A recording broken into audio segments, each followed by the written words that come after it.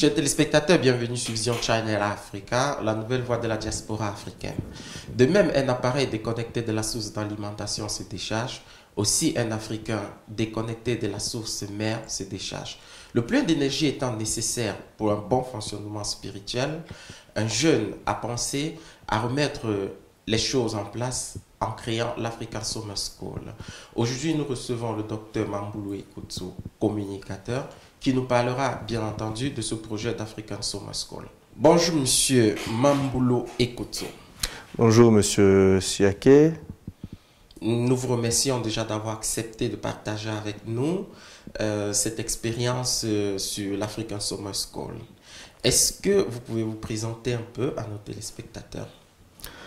Bon, je suis Mamboulou Ekutsu, Fortuna, comme prénom occidental. Je suis né avec ce prénom, mais bon, quand même mon nom africain c'est Mamboulou Ekutsu. Ce qui est le plus important d'ailleurs. Voilà.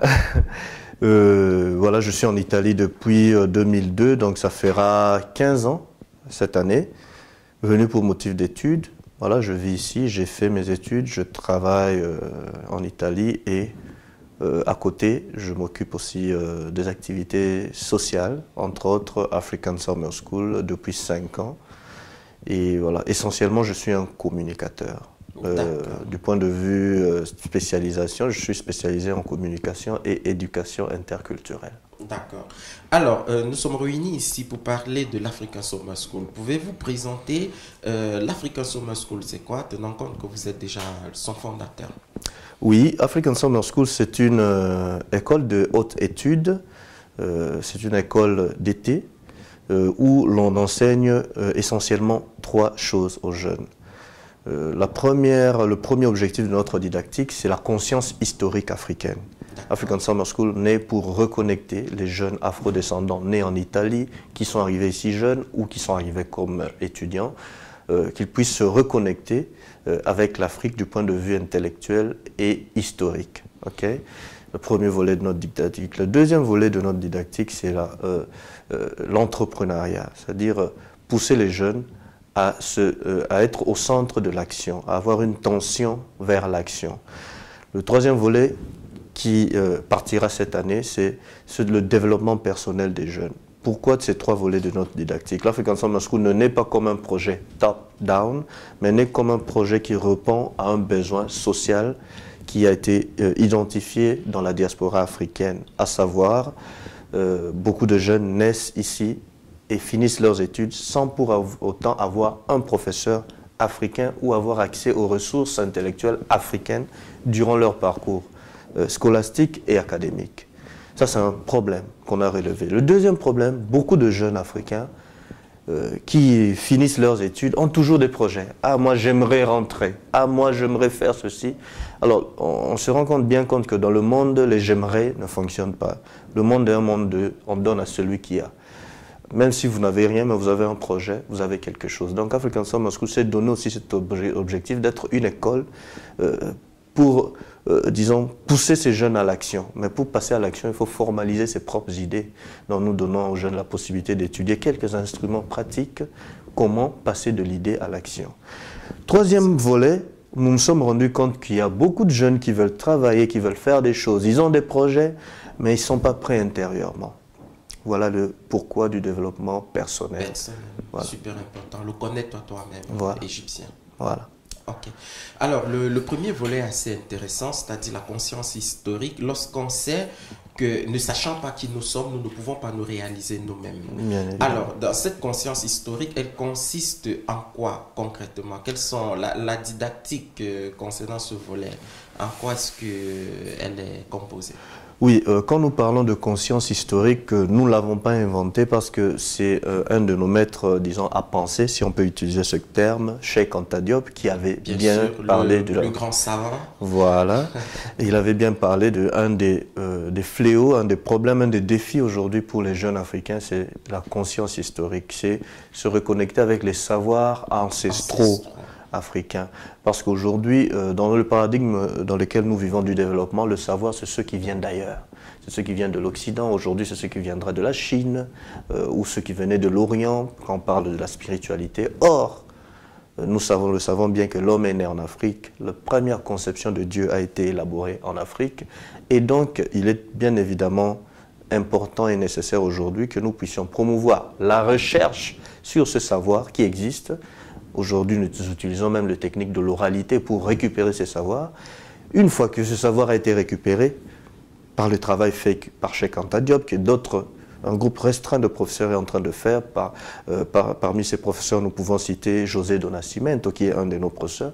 C'est enseigner ce savoir, transmettre ce savoir. Non, elle consiste en plusieurs dimensions du savoir, c'est-à-dire la philosophie, les sciences politiques, même la conception de l'économie. Cette année, nous allons voir une conception d'économie africaine, c'est le kémétisme, hein, du point de vue économique.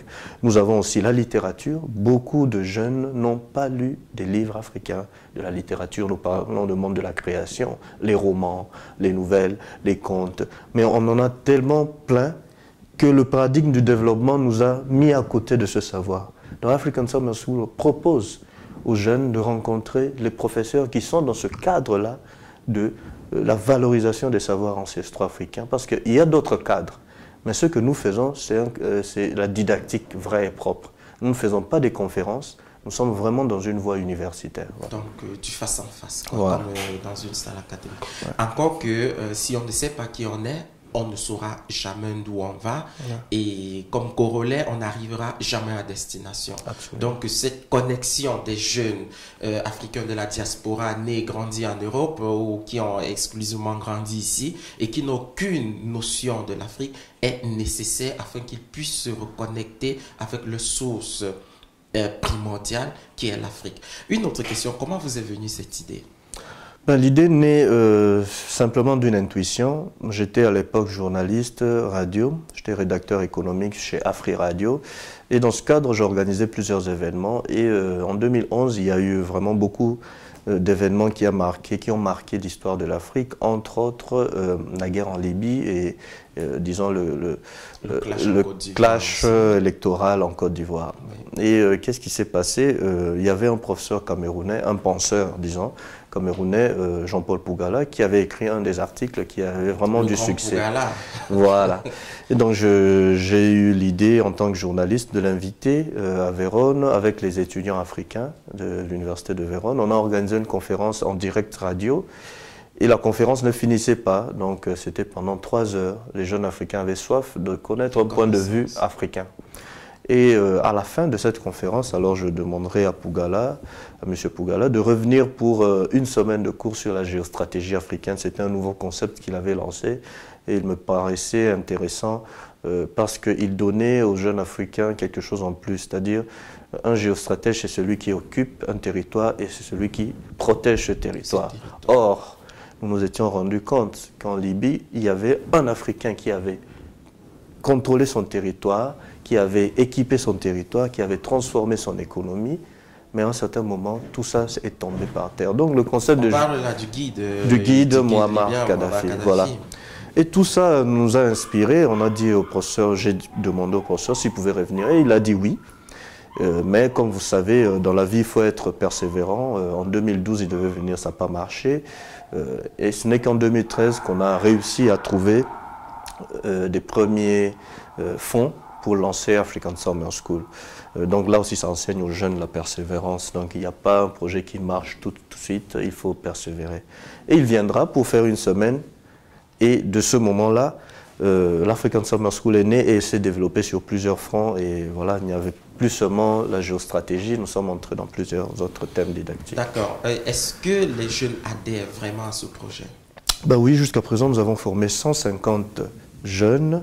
150 jeunes qui ont accepté de venir partager nos cours. Et cette année, c'est la 5e édition. Il y a bien que des jeunes africains, afro-descendants, nés ici, et des jeunes même italiens, que nous appelons jeunes internationaux, passionnés de l'Afrique. Voilà, ils viennent et voilà, nous espérons que le concept va continuer. Nous avons d'autres projets un peu plus ambitieux, c'est-à-dire passer d'un campus d'été, d'une école de haute formation, mais spécifiquement pendant l'été, arriver à une business school. Mais déjà, pour le moment, notre formation ne dure pas qu'une semaine, elle dure 4 mois. Parce qu'une semaine, c'est full immersion dans une villa où nous recevons tous les étudiants.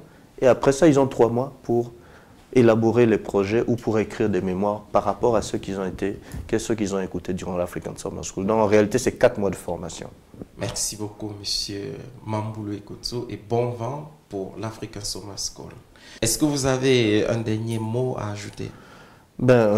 Surtout l'encouragement à Vision Channel Africa, parce que nous nous sommes rendus compte durant nos recherches que la communication devient essentielle pour la renaissance africaine. Ce que vous êtes en train de faire, c'est ce que nous allons développer même demain en tant que cours et recherche, c'est la communication pour la renaissance africaine, parce que vous savez bien que maintenant il y a la communication pour le développement. Or, dans notre nouveau paradigme de développement, il faut la communication pour la renaissance. Donc vous entrez vraiment dans l'esprit même de ce que nous faisons, et donc bon vent à votre travail. Merci d'avoir accepté de répondre à nos questions, Dr Mamboulou. Chers téléspectateurs de Vision Channel Africa, nous vous remercions d'avoir regardé cette émission.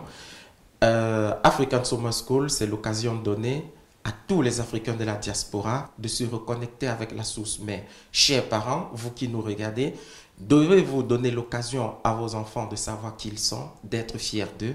La balle est dans votre camp. Au revoir.